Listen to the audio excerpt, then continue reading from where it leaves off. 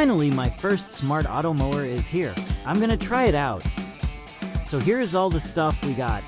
Gotta say, pretty clean. E15 is absolutely my thing. Now, we follow the app guides and connect it to E15. Connected successfully. Let's start it then.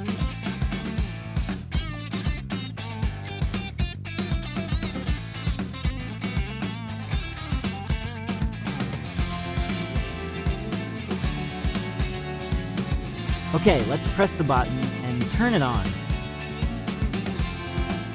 Here we go. It's really quick to start this auto mower.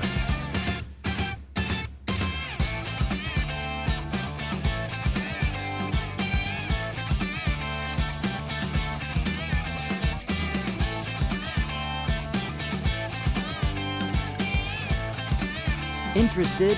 Come to get one now.